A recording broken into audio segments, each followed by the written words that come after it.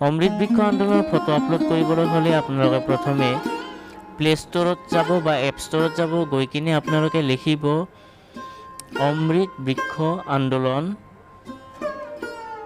তাৰপিছত আপোনালোকে ক্লিক কৰিব। ক্লিক কৰাৰ পিছত আপোনালোকে অমৃত বৃক্ষ আন্দোলন এনেকৈ দেখা পাব। অসমৰ ওপৰত থকা এডাল গছ থাকিব, সেই অসমৰ মেপখনৰ ওপৰত এডাল গছ থাকিব আৰু সেই গছডালৰ ওপৰত ক্লিক কৰিলে সেই এপছটো পাব। যদি ইনষ্টল কৰা নাই ইনষ্টল কৰি ল'ব, আৰু যদি আপোনালোকে আগতে ইনষ্টল কৰা আছিল তেতিয়াহ'লে এপছটো আপুনি আপডেট কৰি ল'ব। আপডেট কৰাৰ পিছত আপোনালোকে এনেধৰণৰ দেখা পাব। যদি ইনষ্টল কৰা আছিল, মোৰ আগৰ পৰাই ইনষ্টল কৰা আছিল, গতিকে মোৰ ইয়াতে আপডেট দেখাইছে, গতিকে মই আপডেটত ক্লিক কৰিছোঁ। আৰু যদি ইনষ্টল কৰা নাই আপুনি ইনষ্টল মাৰিব, ইনষ্টলিং দেখাব। তাৰপিছত ইনষ্টল হোৱাৰ পিছত আপুনি অমৃত বৃক্ষ আন্দোলনো অ'পেন মাৰিব। অ'পেন মৰাৰ পিছত আপোনালোকে দেখা পাব, এনেকৈ স্ক্ৰল কৰি তললৈ গোটেইখিনি দেখা পাব, পঢ়িব পাৰিব। তাৰপিছত লগইন অপশ্যনত ক্লিক কৰিব। লগইন অপশ্যনত ক্লিক কৰাৰ লগে লগে আপোনালোকক মোবাইল নাম্বাৰ বিচাৰিব। যিটো মোবাইল নাম্বাৰেদি আপোনালোকে অমৃত বৃক্ষ আন্দোলনৰ এই গছপুলিৰ নামত যিটো ৰেজিষ্ট্ৰেশ্যন কৰিছিল সেই মোবাইল নাম্বাৰটোৱে লাগিব। আৰু মোবাইল নাম্বাৰটোৰ এগেইনষ্টত আপোনাৰ যিটো ৰেজিষ্ট্ৰেশ্যন নাম্বাৰ আছে সেই ৰেজিষ্ট্ৰেশ্যন নাম্বাৰটো তলত বহাই দিব।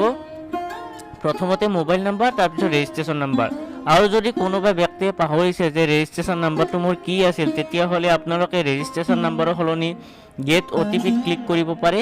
OTPৰ জৰিয়তে আপোনালোকক এটা OTP দিয়া হ'ব, ওৱান টাইম পাছৱৰ্ড, আৰু সেইটো আপোনালোকে ক্লিক কৰি লগইন কৰিব পাৰে। ইয়াতে দেখাইছে, মই মোৰ নিজৰ মোবাইল নাম্বাৰটো মাৰিছোঁ, লগতে কেপচা এটা আছে, সেই কেপচাটোও মই মাৰিছোঁ। যিটো নাম্বাৰ ইয়াতে আহিছে কেপচা তলত আপোনালোক দেখা পাইছে 823725, এই নাম্বাৰটো মই মাৰিছোঁ। তাৰপিছত ওপৰত মই মাৰিছোঁ মোৰ ৰেজিষ্ট্ৰেশ্যন নাম্বাৰটো, অৰ্থাৎ প্ৰথমতে mobile number, registration mobile number, তাৰপিছত মই মোৰ মোবাইল নাম্বাৰটো ফুল দেখাইছে, মোৰ মোবাইল নাম্বাৰটো ফুল হৈছে চাগে, এইটো নাম্বাৰত মই ৰেজিষ্ট্ৰেশ্যন কৰা নাছিলোঁ। আপোনালোকে যিটো মোবাইল নাম্বাৰত ৰেজিষ্ট্ৰেশ্যন কৰিছে সেই মোবাইল নাম্বাৰটো মাৰিব। যিটো মোবাইলত আপোনালোকে অমৃত বৃক্ষ ৰেজিষ্ট্ৰেশ্যন কৰিছে সেই মোবাইল নাম্বাৰটো মাৰাৰ পিছত আপোনালোকে কেপচা মাৰিব। কেপচা মাৰি কিনে আপোনালোকে ৰেজিষ্ট্ৰেশ্যন নাম্বাৰটো মাৰিব বা গেট OTP মাৰিব। তাৰপিছত এনেধৰণৰ ইণ্টাৰফেচ এটা দেখা পাব। তাত আপোনালোকৰ সমগ্ৰ এড্ৰেছ লিখা থাকিব, আপোনাৰ নাম লিখা থাকিব। তাৰপিছত আপোনালোকৰ লোকেশ্যন অন কৰিবলৈ কোৱা হ'ব। আপোনালোকে লোকেশ্যনটো অন কৰিব। যিখিনি পাৰ্মিশ্যন বিচাৰি এলাউ কৰিব। এলাউ কৰাৰ পিছত আপোনালোকে ওপৰত দেখা পাব যে চিলেক্ট প্লেণ্ট বুলি আহিছে। চিলেক্ট প্লেণ্টত গৈ আপোনালোকে যিটো ধৰণৰ গছ আপুনি ৰোপণ কৰিব 17 ছেপ্টেম্বৰ তাৰিখে, সেই গছটোৰ আপোনালোকে নামটো ইয়াতে চিলেক্ট কৰিব। যদি জাম গছ হয় জামৰ হেৰিটো কৰিব, যদি অগৰু হয় অগৰু চিলেক্ট কৰিব, গমাৰি হ'লে গমাৰি। তাৰপিছত আপুনি কেমেৰাত যাব, অ'পেন কেমেৰা।